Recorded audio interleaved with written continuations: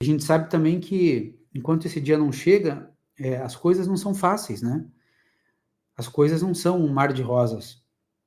Inclusive, meus amigos, a palavra de Deus, ela nos traz aí, né? Dizendo que até Jesus voltar, nós teríamos tempos difíceis. Nós teríamos tribulações. Nós teríamos também a vinda do anticristo, a vinda do iníquo, né? Anticristo ou iníquo, né?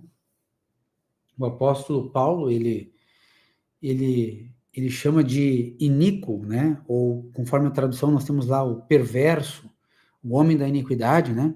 Aquilo que o apóstolo João, por exemplo, chama de anticristo, né? Aquilo que também é chamado em Apocalipse de a besta ou o monstro, né? Então, isso é o que a gente vai trabalhar hoje. A gente vai querer dar uma olhada hoje aí sobre essa questão do anticristo, especialmente conforme o texto de Paulo em 2 Tessalonicenses, no capítulo 2, versículos 1 a 12. Esse é o texto aí que nós queremos trabalhar hoje, né? Falar sobre o anticristo, falar sobre o iníquo, o perverso, conforme Paulo em 2 Tessalonicenses. E aí nós vamos abordar da seguinte forma, né? A gente vai lendo aqui versículo a versículo e vai fazendo o comentário, tá bom? Então, meus irmãos, nós temos aqui a segunda carta de Paulo aos 2 Tessalonicenses, no capítulo 2, que diz assim: Irmãos, no que diz respeito à vinda de nosso Senhor Jesus Cristo e à nossa reunião com Ele, pedimos que vocês não se deixem demover facilmente de seu modo de pensar, nem fiquem perturbados, quer por espírito, quer por palavra, quer por carta, como se procedesse de nós, dando a entender que o dia do Senhor já chegou. Então, o que acontece, meus amigos? Paulo havia escrito, né, a primeira carta aos Tessalonicenses. E, inclusive, Paulo, ele, no capítulo 4, ele fala bastante ali sobre a vinda de Jesus. Paulo fala ali da situação, né, de como vai ser isso. Fala dos vivos, quando Cristo voltar, o que vai acontecer com eles.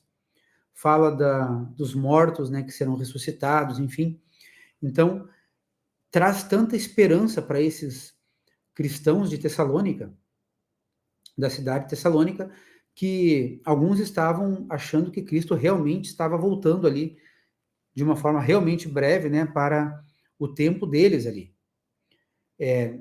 Dá a entender aqui também na segunda carta de que talvez alguém estava aí espalhando isso, né, de que Cristo estava realmente por voltar. Desta forma aí breve, né, desta forma aí bem próxima. A ponto que alguns não estavam nem trabalhando, alguns estavam aí vivendo à custa dos outros. E aqui nessa segunda carta, Paulo vai dizer, né, quem não quer trabalhar, que também não coma. Então, talvez alguns estavam pensando, pô, se Cristo já está voltando mesmo, então vou abandonar o trabalho, né? Por que eu vou trabalhar se Cristo já está voltando? Então, esse pensamento aí. E aqui também nós temos Paulo, nessa carta, ele mantém a esperança da vinda de Jesus, da vinda de Cristo. Ele também nutria essa esperança, né? Mas, ao mesmo tempo, dizendo para o pessoal, ó, não é bem assim, calma, né? Continuem vivendo a vida de vocês, trabalhem, né, e tal, porque antes da vinda de Jesus, deverá ser manifesto o anticristo, né? Deverá ser revelado o anticristo, que aqui ele usa uma outra expressão, uma outra palavra para o anticristo, que a gente logo vai ver aqui no texto. Mas Paulo, ele diz para eles assim, né, para cuidarem, para que eles não sejam enganados. Até mesmo com a revelação do Espírito Santo, até mesmo com a palavra de Deus, as pessoas podem entender errado, as pessoas podem interpretar equivocadamente, que é o que aconteceu aqui.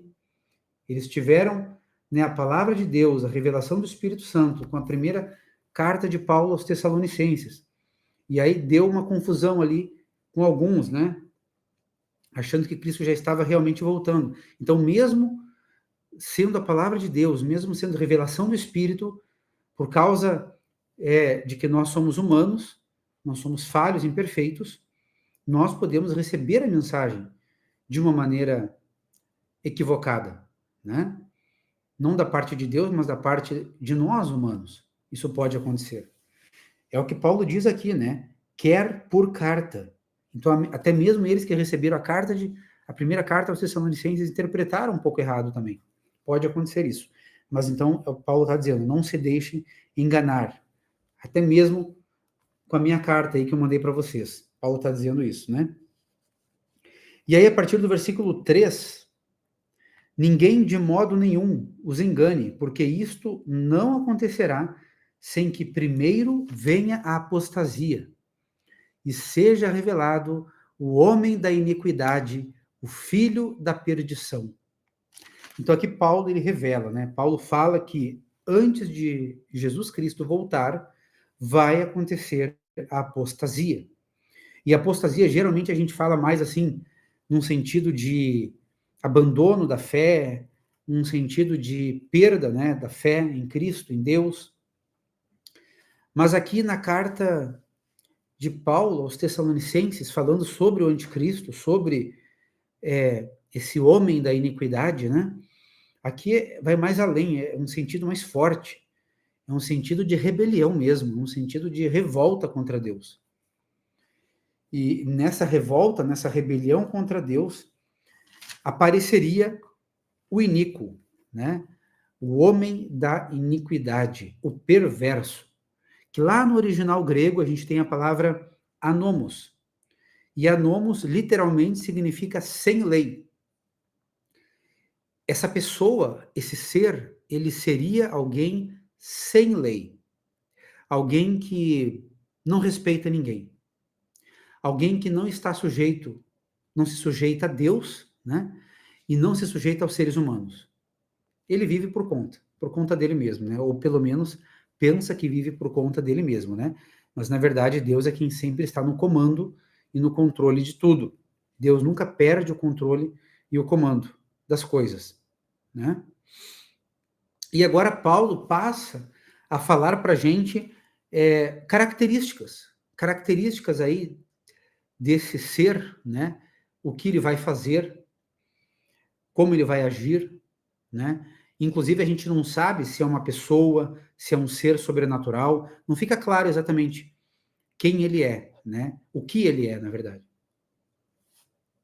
Mas vamos ver como que ele vai agir.